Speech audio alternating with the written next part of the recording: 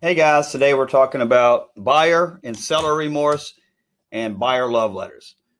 These are two big issues that are going on in our market today. We are seeing more and more buyers back out of closings at the last minute. There's many factors of this because a lot of buyers are obviously paying over appraised value and they're having second thoughts at the last minute.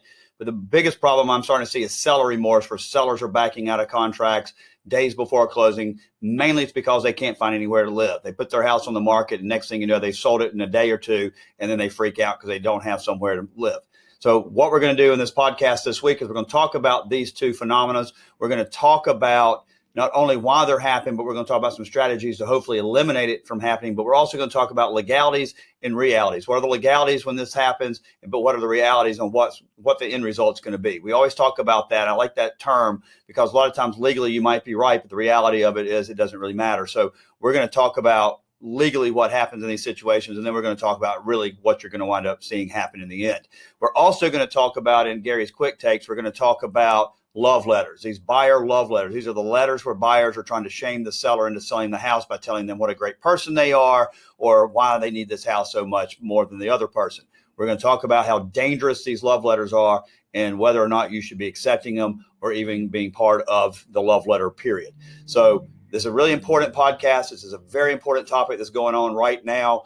So I strongly urge you to listen to this one before you make some mistakes, because a lot of mistakes are being made with this love letter thing that I think could set you up for some lawsuits. So be very careful with what you're doing. But listen to the podcast. It's about 30 minutes. As I've always said, our podcast comes out Thursday morning. It can be found on any podcast platform. All you have to do is type in Gary Pickren on any podcast platform, or you can even go to Google and just type in my name and it will come up. That's most of what comes up under my name right now is this podcast. You also can click the links here, or you can go to blaircato.com.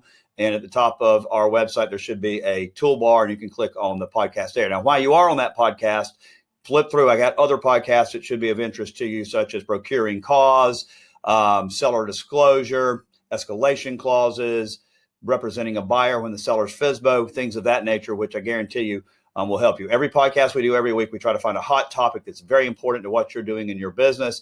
So if you like what we're doing, please like us, subscribe to us, and share us. And if you have a friend that's a real estate agent, whether they're in Columbia, Greenville, Charleston, anywhere in the state, or even outside of the state, go ahead and forward these podcasts to them. Right now, we have a good following in Denver, Colorado, Seattle, Washington, and Cleveland, and now in Washington. I'm starting to pick up a lot of agents there and some in Boston because I have some agent friends that are in those areas, and those are starting to pick up. So a lot of these videos are going to be useful for any agent regardless where they are. So anyway, enjoy, and I hope y'all have a great weekend.